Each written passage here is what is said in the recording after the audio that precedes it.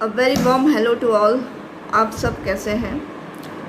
I hope कि आप सब बहुत बढ़िया होंगे और अपनी अपनी जगहों पे अपनी अपनी लाइफ को एंजॉय कर रहे होंगे। दोस्तों, आज जिस बारे में मैं आप लोगों से बात करना चाह रही हूँ बहुत ही इम्पोर्टेंट इन्फॉर्मेशन है और ये भी यहीं पे बता दे रही हूँ कि जो वीडियो है मेरे ऊपर नहीं है, ये सब कुछ मेरे साथ नहीं हुआ है। तो टाइटल देख के ये मत समझ लेना कि ये इसके साथ हुआ है, ठीक है? आप फिर कहो कि क्लिकबेट कर रही है, क्लिकबेट कर रही है। हालांकि क्लिकबेट तो यूट्यूब भी अलाउ करता है, लेकिन मुझे करना पसंद नहीं है उस लेवल पे कि मेरी ज़िंदगी बर्बाद हो गई, ये हो गया, वो हो गया। तो वो सब मेरे काम नहीं है। ये इंसिडेंट मेरी बहुत ही क्लोज़ फ्रेंड के साथ हुआ।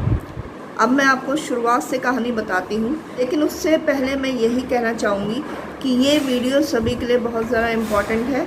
आप इसे ध्यान से सुनिए और समझने की कोशिश करिए कि किस तरीके से एक बहुत ही बढ़िया प्लानिंग के साथ लोगों के मेहनत का पैसा लूटा जा रहा है और हम बहुत प्यार से अपने पैसे को दे भी रहे हैं पूरे इमोशंस के साथ। सबसे बड़ी बदनसीबी ये है कि सारा इंसिडेंट हो जाने के बाद हमें समझ में आता है कि हमारे साथ धोखा हुआ है।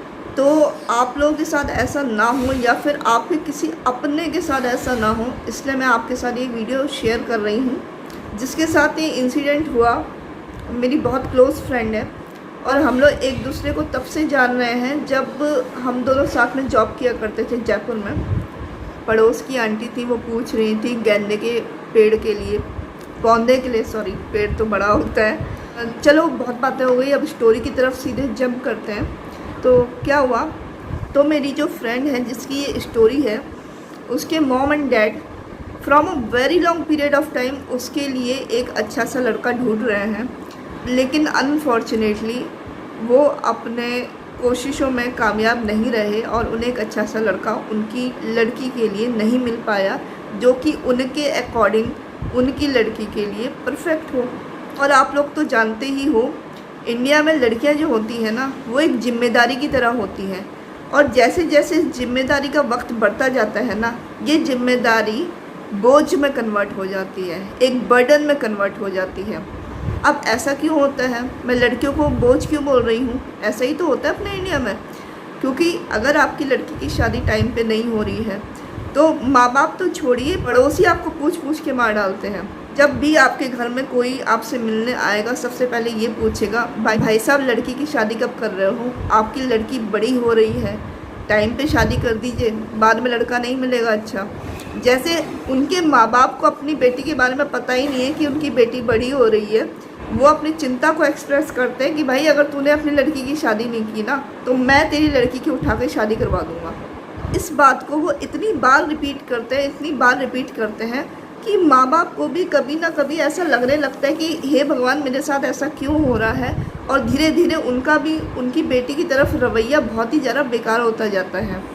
वो ना चाहते हुए भी अपनी बेटी को ऐसा फील करवाते हैं कि अब आप मेरी जिम्मेदारी नहीं, मेरे ऊपर बोझ बनती जा रही हैं। इससे क्या होता है, एक लड़की पे प्रेशर क्रिएट होता है और वो धीरे धीरे धीरे धीरे अनकॉन्शियसली ही डिप्रेशन की तरफ बढ़ती जाती है और कहीं ना कहीं ऐसा स्टेप उठा लेती है जो कि उसके लिए बिल्कुल भी अच्छा नहीं होता है। मुझे समझ में नहीं आता यहाँ पे प्रॉब्लम कौन क्रिएट करता है, हमारी सोसाइटी या हमारे खुद के पेरेंट्स? समझ में नहीं आता मुझे। और एक छोटी सी बात के लिए कि एक लड़की की शादी नहीं हो पा रही है, तो क्या हुआ कि उस बेचारी के ऊपर बहुत ज़्यादा प्रेशर था उसके घर वालों का और उससे भी ज़्यादा प्रेशर था उसके रिश्तेदारों और उसकी सोसाइटी का। तो अब क्या हुआ, वो बहुत ज़्यादा डेस्परेट हो गई शादी करने के लिए। एज अ रिज़ल्ट उसने अपनी प्रोफाइल क्रिएट की इंडिया की एक लीडिंग मैट्रिमोनियल साइट पे, और उस मैट्रिमोनियल साइट का मैं यहाँ पे नाम मेंशन नहीं करूँगी, लेकिन trust me, that site is one of the renowned matrimonial site of India, ठीक है? तो क्या होता है भाई, वो अपनी वहाँ पे आईडी क्रिएट कर लेती है, बहुत टाइम हो जाता है, कोई लड़का नहीं मिलता है, 1 साल बीत जाता है आईडी क्रिएट करने के बाद। फिर क्या होता है, एक दिन उसे एक रिश्ता आता है, वो भी ऐसे शख्स का जो कि सिटीजन तो यूके का है, यूनाइटेड किंगडम का, लेकिन उसके जो डैड हैं वो इंडियन है और जो मॉम है उनकी वो क्रिश्चियन है, ठीक है। तो उसने अपनी प्रोफाइल में मेंशन किया था कि भाई मैं बिहारी राजपूत हूँ, ठीक है, और वो लड़की भी बिहारी राजपूत थी, तो दोनों की जो कैटेगरी थी वो सेम थी। अब वो लड़की बहुत खुश कि भाई मिन्नतों के बाद, बहुत ज़्यादा स्ट्रगल के बाद मुझे एक लड़का मिला है, तो चलो मैं इससे ही शादी कर लेती हूँ। तो जब उस लड़के की रिक्वेस्ट इस लड़की के पास आई तो उस लड़की ने आओ देखा ना ताओ, उसने उसकी जो है प्रपोज़ल एक्सेप्ट कर लिया, या फिर उसकी रिक्वेस्ट को एक्सेप्ट कर लिया।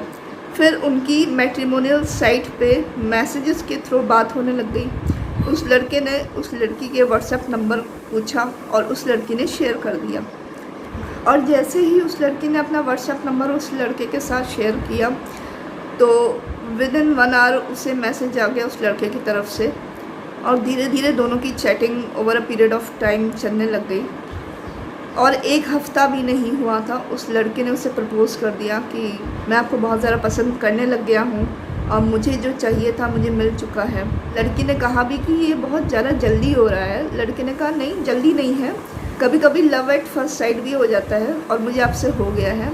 वो उसे बार बार आई लव यू बोलता और ये कहता कि मैं आपका हस्बैंड हूँ, मैं आपसे शादी करना चाहता हूँ, कि जब मैं इंडिया आऊँगा तो मैं आपकी पूरी फैमिली से मिलूँगा, लेकिन आपसे मिलने से पहले मैं आपको कुछ गिफ्ट सेंड करना चाह रहा हूँ। ये हमारी मैरिज के लिए है और कुछ आपके लिए है।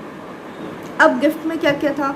गिफ्ट में था एप्पल का स्मार्टफोन लेटेस्ट वर्जन का, साथ में गुची का पर्स था, सैंडल्स थी गुची की, सोने की चेन्स थी, एक्सपेंसिव वॉच थी, घड़ी, और बहुत सारी एक्सपेंसिव चीज़ें थी।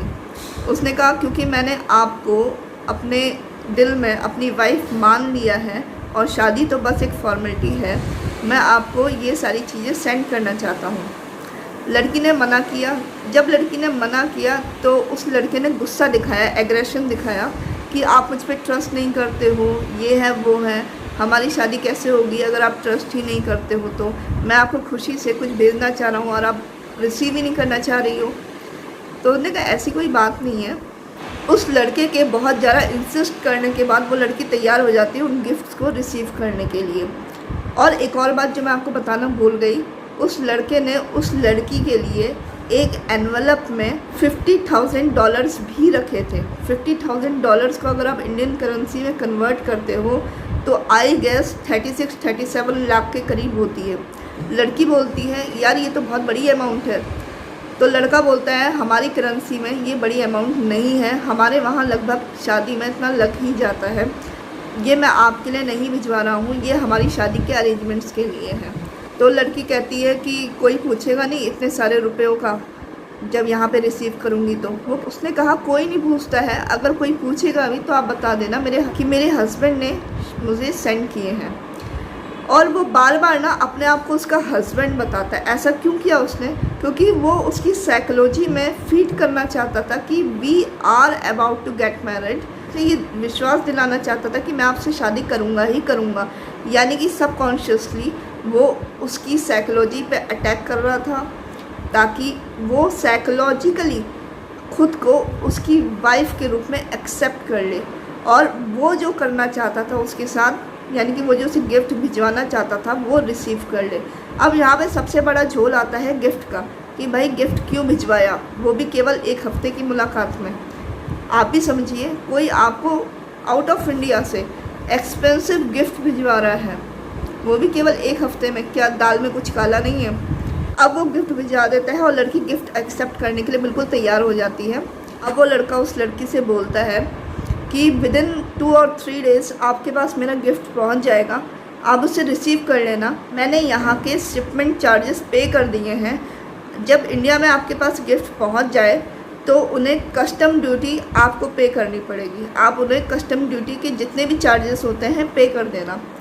लड़की कहती ठीक है, ज़्यादा से ज़्यादा कितने लगेंगे? 1000 रुपये लगेंगे, ठीक है मैं पे कर दूँगी।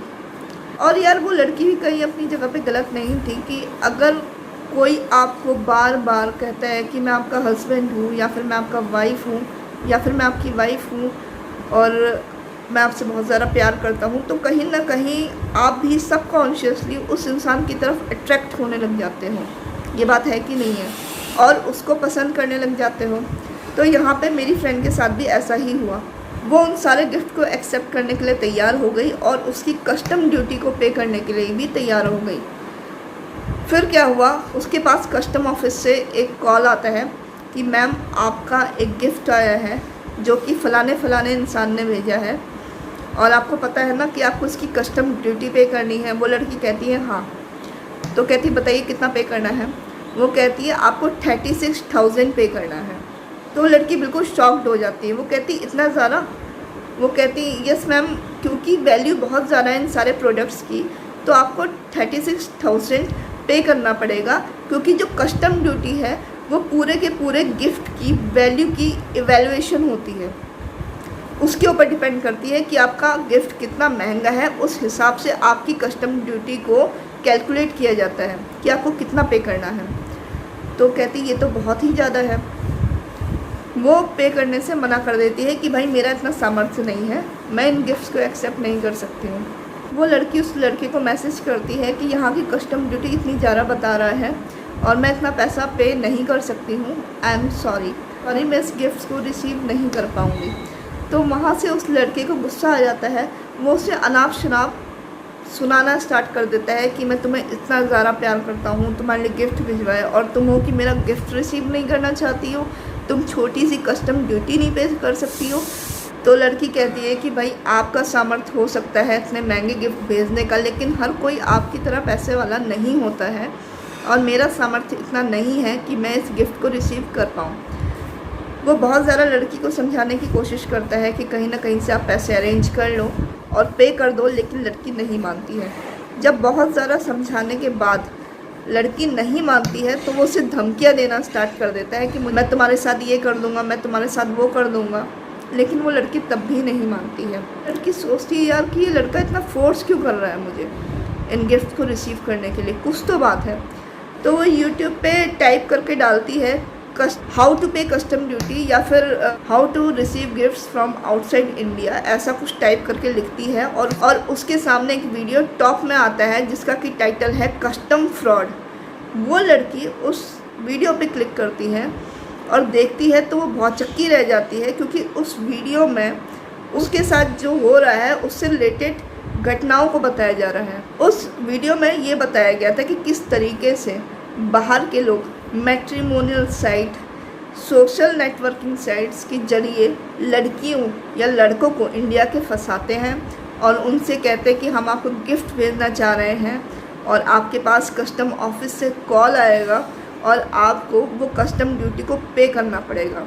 अब ये कस्टम ड्यूटी कैसे पे करवाते हैं, पहले तो ये आपसे कहेंगे कि आपको 40,000, 30,000 या 36,000 पे करना है, जितना भी ये बोलेंगे, क्योंकि आपका गिफ्ट काफ़ी एक्सपेंसिव है। जब आप उतना पे कर दोगे तो फिर ये बोलेंगे यार उसमें ना एप्पल का मोबाइल भी देख लिया है, वो मैंने पैक करके भेजा था लेकिन उन्होंने एप्पल का मोबाइल देख लिया है कस्टम डिपार्टमेंट वालों ने, अब वो कह रहे हैं कि आपको 20,000 और देने पड़ेंगे। जब आप 20,000 भी दे दोगे फिर वो कहेंगे यार उसमें मैंने जो पैसे रखवा के भेजे थे ना वो भी कस्टम डिपार्टमेंट वालों ने देख लिया है, अब वो उसके भी पैसे मांग रहे हैं, आपको 40,000 या फिर कोई भी वैल्यू आपको बता देंगे, इतनी आपको पे करनी है। यानी कि ओवरऑल वो आपसे 1 लाख तक के आसपास की वैल्यू को हड़प लेते हैं। अगर आप चालाक नहीं हो तो आप इतना बड़ा अपना नुकसान करवा बैठोगे। और सबसे बड़ी दुर्भाग्य की बात तो मुझे ये लगती है कि अपने इंडिया के लोग भी इनके साथ मिले हुए हैं। ये लोग अपने बंदों को पहले से ही यहाँ पे सेट करके रखते हैं और जब से ये पेंडेमिक आई है तब से लोगों के अर्निंग के साधन कम हो गए हैं, कमाई कम हो गई है, तो ऐसे में ये ऑनलाइन चोरियाँ बहुत ज़्यादा बढ़ गई हैं, ये ठगी बढ़ गई है। तो आप थोड़ा सा सावधान रहिए, वरना आपको नहीं पता चलेगा कि आपका पैसा कब आपके बैंक अकाउंट से चला गया, कब आपने अपनी मेहनत की कमाई को खो दिया। देखिए पैसा भी बहुत बड़ी चीज़ नहीं है, सबसे बड़ी चीज़ है कि वो आपके इमोशंस के साथ खेल रहे हैं और आप किसी को कैसे अलाउ कर सकते हो कि वो आपके इमोशन के साथ खेले।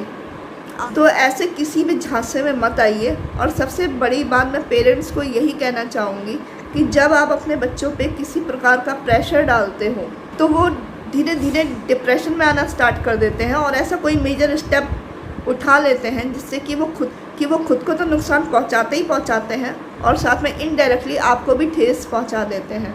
तो समझिए इसका रीज़न कौन है? हमारी सोसाइटी, आप, या फिर वो लड़की, या फिर वो लड़का जो ठग रहा था। अगर आप पूरे सिनेरियो को देखो तो किसने उस लड़की को ऐसा करने पर मजबूर किया? उसके खुद के माँ बाप ने। उसके खुद के माँ बाप ने उसे ऐसा करने पर मजबूर किया। और क्यों? क्योंकि उनके ऊपर सोसाइटी का प्रेशर था।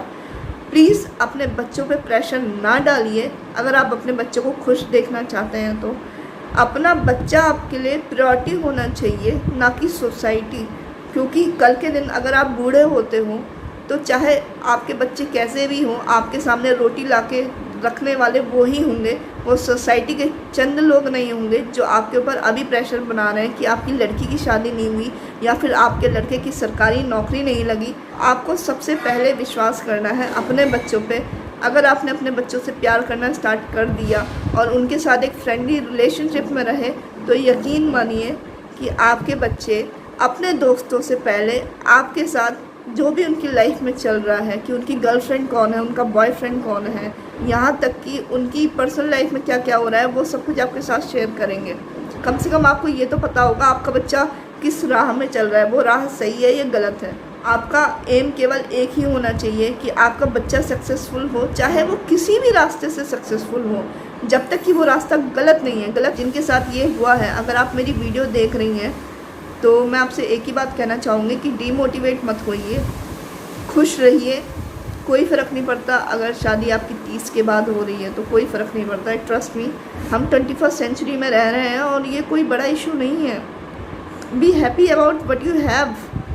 सेलिब्रेट करिए अपनी लाइफ को और इस इंसिडेंट को अपने दिमाग से रिमूव कर दीजिए और भगवान का शुक्रिया अदा कीजिए कि वो उसने आपको बचा लिया। ये स्टोरी सबके साथ शेयर करना ताकि फिर किसी अपने के साथ ऐसा ना हो। Thank you so much and have a nice day. नए वीडियो के साथ फिर से मुलाकात होगी आप सभी के साथ। बाय।